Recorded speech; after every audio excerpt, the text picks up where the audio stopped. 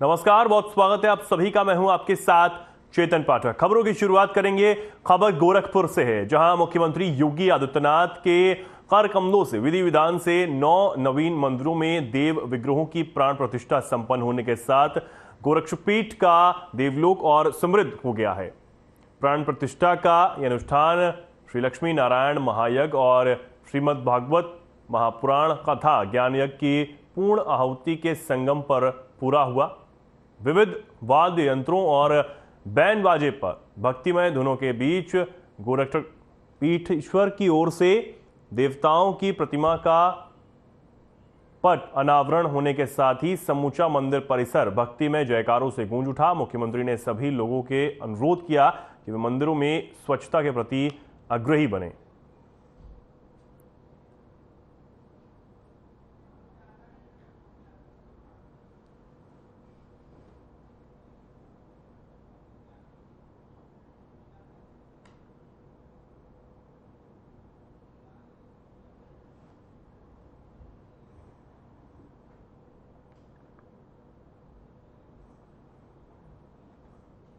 झांसी के मऊरानीपुर में सुकनई नदी पर कच्ची शराब अवैध खनन को रोकने, कानून व्यवस्था को सुधारने व अतिक्रमण सहित तमाम समस्याओं को लेकर क्षेत्रीय विधायक डॉक्टर रश्मि आर्य ने स्थानीय प्रशासन व पुलिस अधिकारियों के साथ समीक्षा बैठक की। जानकारी के मुताबिक पीडब्ल्यूडी रेस्ट हाउस में विधायक डॉक्टर रश्मि आर्य ने उप जिलाधिकारी इंद्रकांत द्विवेदी, क्षेत्र अधिकारी स्नेहा तिवारी, तहसीलदार राजकुमार गुप्ता सहित कई विभागों के अधिकारियों के साथ समीक्षा बैठक कर आवश्यक निर्देश दिए। इस मौके पर विधायक डॉक्टर ने अपने फुल तेवर में वो दिखाई दी। उन्होंने स्थानीय प्रशासन व पुलिस अधिकारियों से अपनी कार्यशैली में सुधार करने को कहा।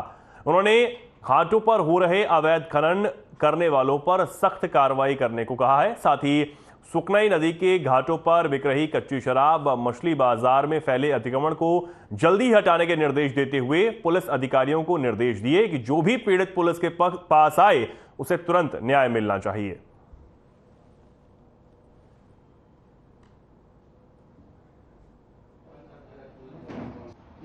देखिए, नगर में जो नदी के किनारे जो शराब के जो कार्य चलते हैं, लोग बेचते भी हैं और मछली मंडी लगी हुई है, वहीं वो पकोड़े बनाकर और बेचते हैं और इस तरीके से अराजकता फैले नगर में। हम और हमारी पार्टी सरकार ये चाहती है कोई भी अराजकता माहौल ना फैले और न्याय के रास्ते पर चल रही है सरकार। क्योंकि अगर इस तरह का ये ऊधम या उत्पात होगा नगर में तो निश्चित कई परिवारों में विवाद होगा और उसके चलते महिलाओं को काफ़ी उत्पीड़न सहन करना पड़ता है। इसी विषय में आज मऊरानीपुर के एसडीएम साहब, सीओ मैडम, मऊरानीपुर कोतवाली के कोतवाल साहब, तहसीलदार साहब, तमाम अधिकारी मौजूद रहे साथियों।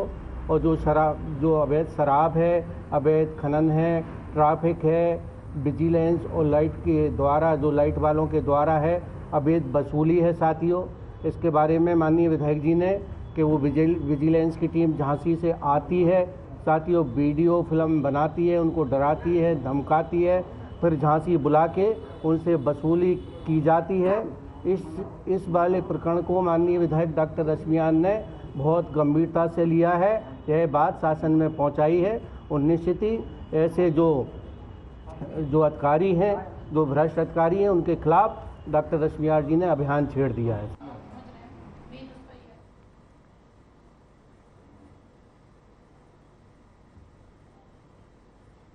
जनपद बाराबंकी में वन विभाग की टीम को मितई नहर पुल से गांधी नहर पुल के बीच 2 डॉल्फिन मछली देखे जाने की खबर मिली। इस पर वन विभाग ने तत्काल कार्रवाई करते हुए 6 घंटे की कड़ी मशक्कत के बाद एक नर डॉल्फिन को पकड़ा। पकड़े गए डॉल्फिन को घाघरा में सुरक्षित छोड़ दिया गया है। बाकी एक डॉल्फिन का रेस्क्यू जारी है। आपको बता दें कि रेस्क्यू टीम में प्रभागीय निदेशक बाराबंकी रुस्तम परवेज, वन क्षेत्र अधिकारी देवा मयंक सिंह, प्रशांत कुमार, वन दरोगा मनोज यादव, टीएसए टीम से डॉक्टर शैलेंद्र सिंह व अरुणिमा सिंह द्वारा सफलतापूर्वक रेस्क्यू ऑपरेशन किया गया।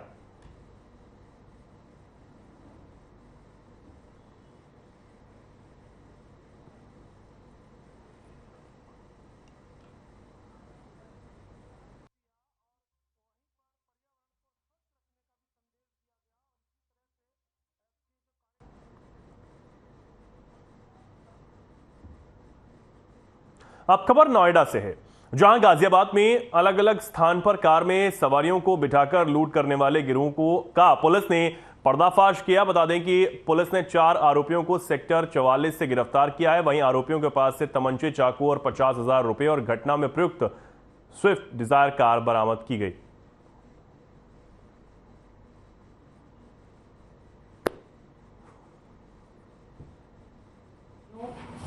के माध्यम से सवारी बैठाने के उद्देश्य से ये लोग जो आम जनता थी उनको अपने वाहन में बैठा करके ठगाई और लूट का शिकार बनाते थे। उसी के क्रम में सेक्टर 39 थाना क्षेत्र में 2 घटनाएं घटित हुई थी, जिसके क्रम में इनके ऊपर गिरफ्तारी का प्रयास किया जा रहा था। उसी प्रयास के क्रम में जानकारी मिली मुखबिर के माध्यम से, इनके द्वारा संयुक्त रूप से अभियान चलाया जा रहा था। उसी क्रम में राजेश उर्फ बेड़ा जो बसई गांव और इसी जनपद के फेस 3 थाना क्षेत्र का राज्य विधिक सेवा प्राधिकरण लखनऊ के निर्देश पर जनपद न्यायाधीश और अध्यक्ष जिला विधिक सेवा प्राधिकरण रविंद्रनाथ दुबे की अध्यक्षता में बाराबंकी न्यायालय में राष्ट्रीय लोक अदालत आयोजित हुई। राष्ट्रीय लोक अदालत का शुभारंभ जनपद न्यायाधीश रविंद्रनाथ दुबे द्वारा मां सरस्वती की प्रतिमा पर माल्यार्पण कर किया गया। इस अवसर पर बार एसोसिएशन के अध्यक्ष प्रदीप सिंह, महामंत्री शाहीन अख्तर, एडीजे प्रथम आनंद कुमार, अनिल कुमार शुक्ल सहित तमाम लोग मौजूद रहे। नोडल अधिकारी अनिल कुमार शुक्ल, अपर जिला एवं सत्र न्यायाधीश ने बताया कि राजस्व, बैंकों, विभिन्न विभागों एवं सिविल कोर्ट बाराबंकी के समस्त न्यायालयों ने 2,06,191 मामलों का निस्तारण किया। इनमें कुल 10,57,53,957 रुपए अर्थदंड जमा कराया गया।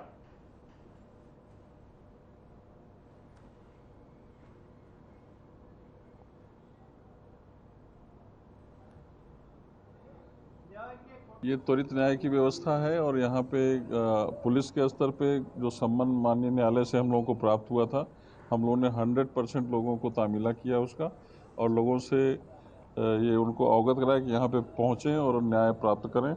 और अधिक से अधिक लोगों से अपील है कि यहाँ पे आकर के आज न्याय पाएँ और जो ये व्यवस्था बनाई गई इसका लाभ उठाएँ। राष्ट्रीय लोक अदालत का आयोजन किया गया है। राष्ट्रीय लोक अदालत का मुख्य उद्देश्य न्याय जला निर्धन से मिलने। हम लोगों का ये उद्देश्य होता है कि अधिक से अधिक मामलों को सुलह समझौते के आधार पर निस्तारित किया जाए। इस संबंध में व्यापक प्रचार प्रसार भी किया गया है तथा बाराबंकी जनपद में आज वादकारियों की काफ़ी भीड़ भी दिखाई पड़ रही है। पक्षकारों का आज विधिक सेवा प्राधिकरण के तहत जो है राष्ट्रीय लोक अदालत आयोजन था, उसमें करीब हमारे यहाँ 25 जोड़े तो ऐसे थे जो साथ गए हैं और कुछ ऐसे मामले थे जो जिसमें वन टाइम सेटलमेंट हुआ है, निस्तारण हुआ। करीब 110 सब कोर्टों का मिला के करीब 200 के ऊपर मामले निस्तारित किए गए हैं। पटरी दुकानदारों को 10,000 रुपये लोन सरकार ने दिलाया और उसके बाद फुटपाथ की दुकानें बंद करा दी, जिससे उसके खाने पीने के लाले पड़ गए और रुपये भी खत्म हो गए। अब वो बेचारे लोन कहाँ से जमा करें। शिकायत मात्र आश्वासन मिलता है, बस पूरे ज़िले का मामला है। नवाबगंज, सतरी, जैतपुर पूरे ज़िले का मामला है। लगाई गई है। इसमें हमारे यहाँ लगभग 35 केसों का जो निस्तारण है वो किया गया है, जो लगभग 8 या 8.5 लाख रुपए तक का भी गया है। अभी तो 12 ही बजे हैं, उम्मीद है कि अभी आने वाले 2 घंटे में लगभग 10 या 15 केसेस तक हम लोग और जाएंगे, तो लगभग 15 लाख रुपए तक का जो निस्तारण है वो इसके संभावना है होने की। पुराना हमारा लगभग 21 खातों का हम लोगों ने निस्तारण किया था पिछली बार जब दोबारा लगी थी। इस बार हमारा लगभग 35 का अभी तक आंकड़ा पहुंचा है, तो लगभग 20% का जो है बढ़ोतरी इस बार है।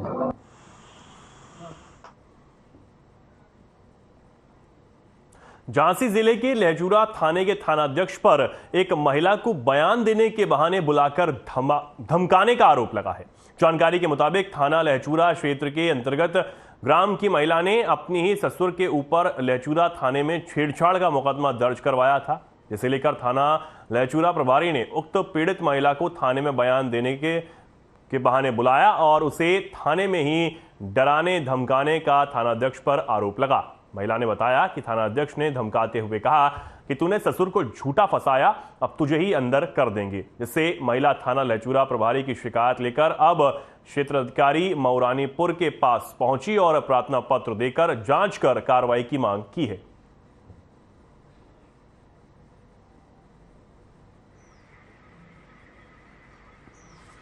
थाने आओ और आपके बयान लेना है। हमने कहा ठीक है। हम जब थाने पहुँचे वहाँ पर तो थोड़ी देर रुके और मैडम वहाँ से आई, तो मतलब मैडम और जो हमारी ससुर की मौसी है वो दोनों जने हम पे दबाव डालने लगी। मैडम डालने लगी, बोली कि आप बेचारे अपने ससुर को फंसा रही हो, मुकदमा लगवा दिया, अभी तुमको तसल्ली नहीं है, ज़्यादा करोगी तो मतलब तुम तेज मत बोलो, यहाँ पे घर नहीं है।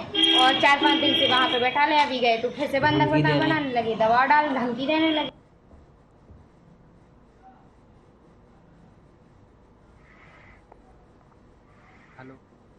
श्रावस्ती पुलिस ने 36 घंटे के अंदर ही ब्लाइंड मर्डर का खुलासा करते हुए आरोपी बेटे को गिरफ्तार कर लिया है। आरोपी ने बताया कि मृतक आए दिन उसके साथ गाली गलौज किया करता था, जिससे गुस्से में आकर आरोपी ने गडासे से वार कर हत्या की वारदात को यहां अंजाम दिया है। आरोपी ने यह भी बताया कि उसने हत्या का आरोप ससुर और साले पर मढ़ दिया। पुलिस ने आरोपी को जेल भेजकर मामले में जांच शुरू कर दी है।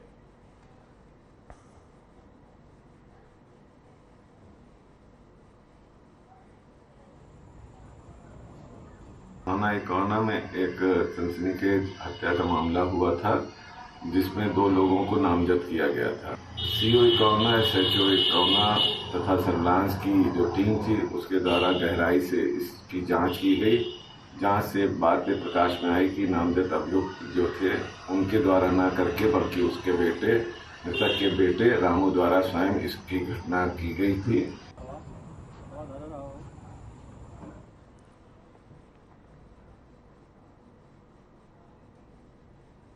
सोशल मीडिया पर आए दिन उत्तर प्रदेश की परिवहन विभाग की कुछ बसें विभाग की पोल खोलती हुई नजर आती हैं। कहीं सरकारी बस खराब होकर खड़ी नजर आती है तो कहीं उन सरकारी बसों को धक्का मारते और पसीना बहाते सवारियों की तस्वीरें भी सामने आती हैं। ऐसे ही यूपी परिवहन विभाग की एक पोल खोल देने वाली दास्तां बस्ती जिले से भी सामने आई है। शहर के तीसरे चौराहे पर ही बस्ती डिपो की इस बस ने दम तोड़ दिया और बीच चौराहे पर वो रुक गई। इसके बाद चौराहे पर भीषण जाम लग गया।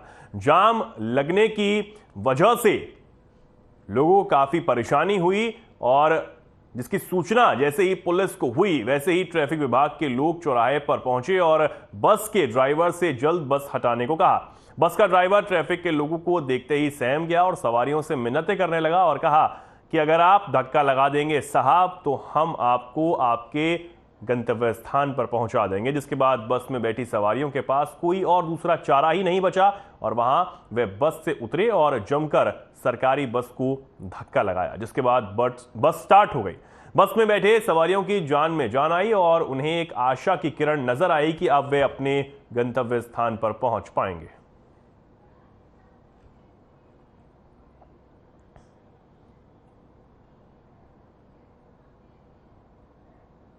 कभी भी आ सकती है। उसमें कुछ खराबी हुई थी तो उसको मतलब साइड से लगाकर उसको जो है मतलब ठीक कराया गया। फिर बाद में गाड़ी वर्कशॉप से यहाँ बुलवा दी गई। और इसमें वैसे ये एक एक्सीडेंटल है अभी इसमें, और मैं देख रहा हूँ, जांच कर रहा हूँ कोई कार्रवाई करनी है कि नहीं करनी है, लेकिन ऐसा कोई इशू अभी नहीं आया है।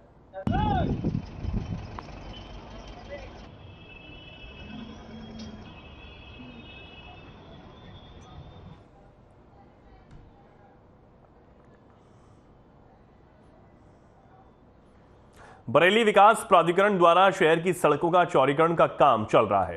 साथ ही जो सड़क डालने के लिए जो सामग्री डाली जा रही है वह काफी घटिया स्तर की बताई जा रही है, जिसके चलते हल्की बारिश में ही साइड की पूरी सड़क उधड़ गई है। वहीं प्राधिकरण के अधिकारियों ने उखड़ी हुई सड़क की न कोई जांच कराई और न ही ठेकेदार का भुगतान रोका और इसका बदायूं रोड पर बनी सड़क जीता जागता नमूना है।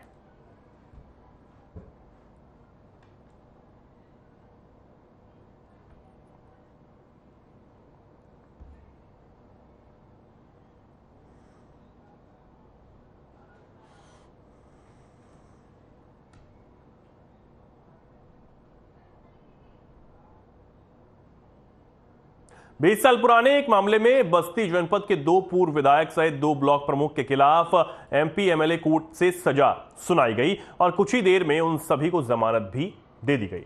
बस्ती कोर्ट की CGM अर्पिता यादव ने 20 साल बाद इस केस का फैसला सुनाया। बता दें कि 3 दिसंबर 2003 को विधान परिषद चुनाव के दौरान मतगणना में मारपीट हुई थी और 8 नामजद आरोपी बनाए गए थे, जिसमें एक आरोपी पूर्व ब्लॉक प्रमुख रहे बृजभूषण सिंह की मुकदमे के दौरान मौत हो गई थी। अपर मुख्य न्यायिक दंडाधिकारी अर्पिता यादव ने दोनों ही पक्षों की दलील सुनने के बाद ये फैसला सुनाया। 7 आरोपियों को 3 सालों की सजा सुनाई गई, जिसके बाद आरोपियों में हड़कंप मच गया।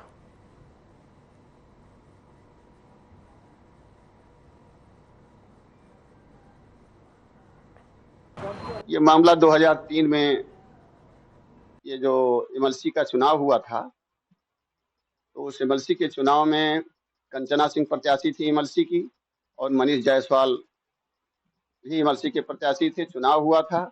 इस चुनाव में 2 स्तरीय चुनाव था। इसमें प्रधान और बीडीसी मत का प्रयोग करते थे। चुनाव के बाद मतगणना यही तहसील परिसर में बस्ती सदर में हो रहा था और घटना 3/15 के बाद ये सभी लोग अपने साथियों के साथ मतगणना स्थल पर गए थे और वहां ये घटना हुई।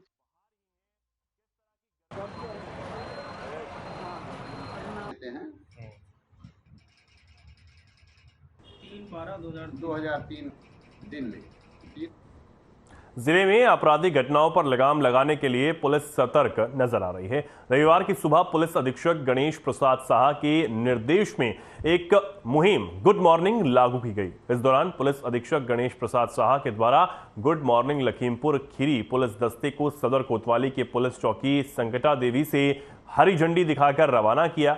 इस मुहिम के अंतर्गत गुड मॉर्निंग पुलिस टीम सुबह के समय पार्कों, सार्वजनिक स्थलों, कोचिंग सेंटर को जाते हुए बच्चों और गांव में जाकर लोगों से संवाद कर गुड मॉर्निंग कहकर अभिवादन करेगी।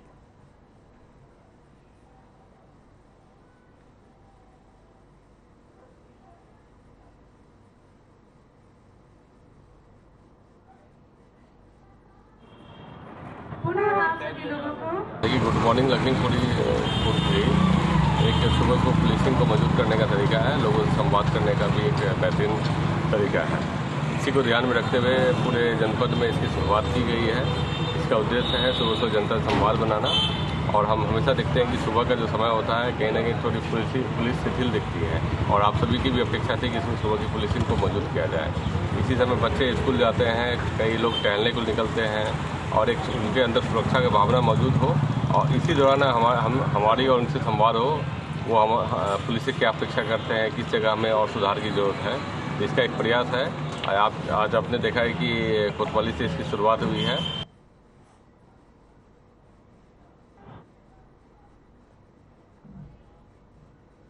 देवरिया में गर्मी के कारण ट्रांसफार्मर में आग लग गई, जिसके बाद ट्रांसफार्मर धू कर जल गया। वहीं पास की एक दुकान में भी आग लग गई।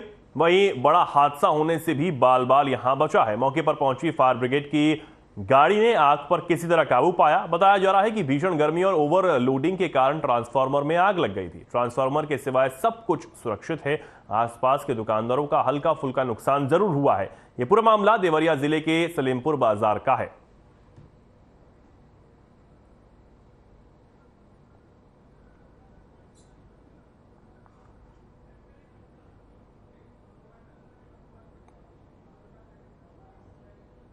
खबर लखनऊ से है, जहां फिल्म अभिनेता अयाज खान का जन्मदिन मलिहाबाद की आम्रपाली वाटर पार्क के होटल में धूमधाम से मनाया गया है। आपको बता दें कि अयाज खान इन दिनों मलिहाबाद में फिल्म चिंगारे की शूटिंग कर रहे हैं, जहां उन्होंने अपना जन्मदिन अपनी इंडस्ट्री के दिग्गजों के अलावा पत्रकारों के साथ मनाया और अपनी फिल्म की जानकारी भी पत्रकारों से साझा की।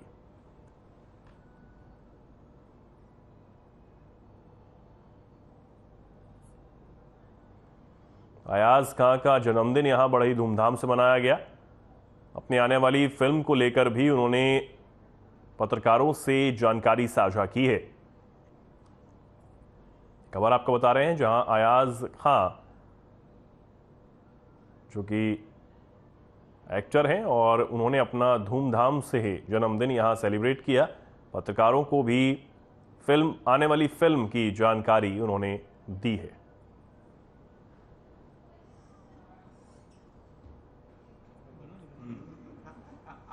मैं यही कहना चाहूँगा कि आज मेरा जन्मदिन है और इस जन्मदिन के मौके पे हमारे भोजपुरी के सबसे पहले महानायक कुणाल जी, हमारी सीनियर एक्ट्रेस माया जी हमारे सीनियर एक्ट्रेस और बड़े भैया संजय जी साथ में मौजूद हैं और साथ में मिलके जो केक काटे, इसके बड़ा उपलब्धि क्या हो सकती है मेरे लिए।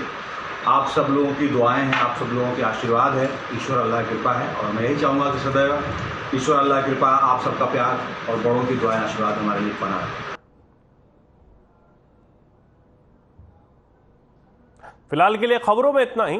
नमस्कार।